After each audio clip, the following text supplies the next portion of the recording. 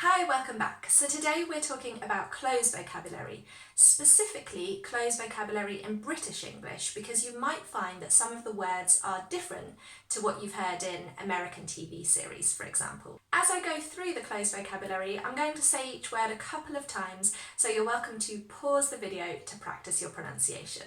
And at the end of the lesson, I'll also be sharing a few phrasal verbs connected to clothes. Basically, I'm going to show you the entire contents of my wardrobe and a little bit from my husband's and son's tube. Shh, don't tell them. So we've got a lot to cover. But before we get started, make sure you're subscribed if you like to learn real English for everyday conversations. And at the end of the lesson, if you'd like a recap of all of the vocabulary, you can find it directly below this video. Okay, are you ready? Let's get started.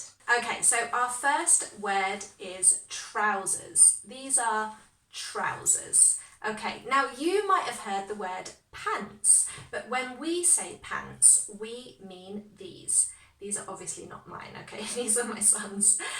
So that can lead to some embarrassing mistakes. So if you're talking to somebody British, make sure that you know the difference between trousers and pants. Our next word is jeans. Okay, so it's a j sound, jeans. So basically trousers made from denim are called jeans. Okay, our next word is jumper, which is what I'm wearing now. You might have heard the word sweater, but we don't tend to use that. We use jumper with that j sound again, jumper.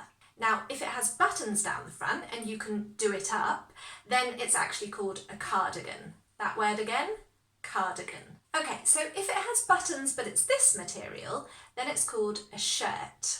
And no buttons with a simple round neck would be a t-shirt. Now, my t-shirt is actually quite creased.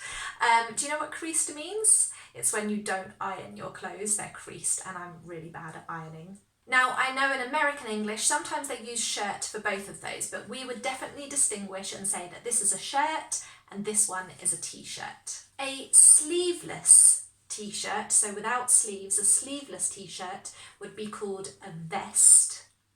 And if you have something like this, then you can just call it a top, okay? A top.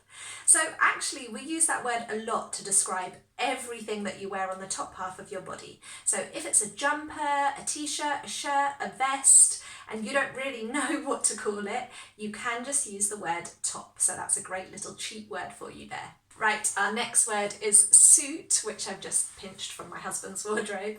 And the reason I want to point that one out is a lot of people struggle with the pronunciation, okay? So we call that a suit.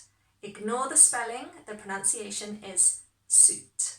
And this part of the suit is the jacket, and then again, we've got the trousers. Next, I've got some nice summer clothes for you. I've got shorts, so be careful with that pronunciation. You want to make a sh sound at the beginning, shorts. And I've got here a skirt. So as I'm recording this video, it's pouring with rain and I cannot wait to be back in these summer clothes. So the pronunciation for that one again, skirt, and this particular skirt has a belt. Belt. Our next words are sports clothes. So here we have what we would call jogging bottoms. Okay, so these are jogging bottoms.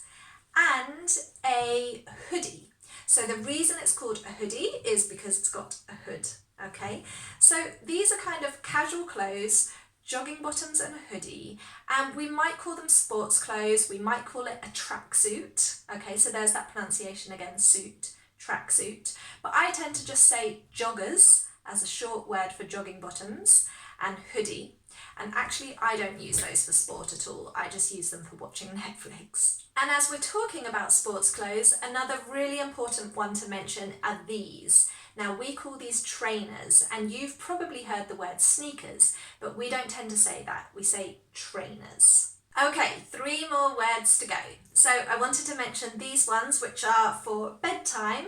We've got pyjamas, so you would normally have some trousers and a top, and that's a set of pyjamas. And then on your feet, you wear slippers. So that might translate from some of your languages as house shoes, but we call them slippers. And again, these are my sons. How cute are they? And our final word today, which does actually suit the weather that I'm looking at right now, is hat.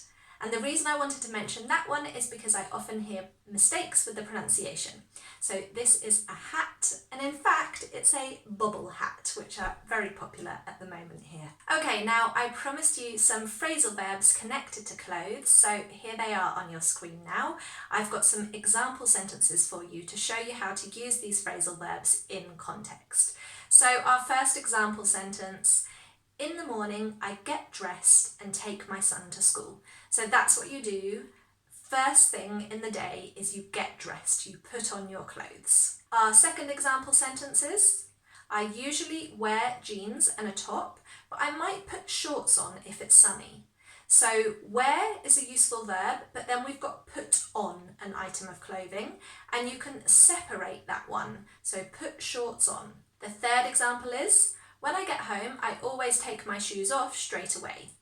Okay, so again, that phrasal verb can be separated. Take off becomes take my shoes off. Then the next example is: after work, I usually get changed into jogging bottoms, and that's true. I always want to put my joggers on when I finished working. So get changed means when you take off one set of clothes and you put something different on. And finally, at night, I get undressed and put my pyjamas on. So the opposite of get dressed is get undressed, and then we've got that one again, put my pyjamas on. Okay, so what do you usually wear at the weekend, to work, on a night out? Let me know in the comments below, because that'll be a great way for you to practice using all of this closed vocabulary and the phrasal verbs. And don't forget, if you want to recap the closed vocabulary from this lesson, you can find it all directly below this video. Thank you so much for joining me today and for looking through my wardrobe with me. There are lots more videos on my channel, so go and check those out, and I'm looking forward to seeing you in the next lesson.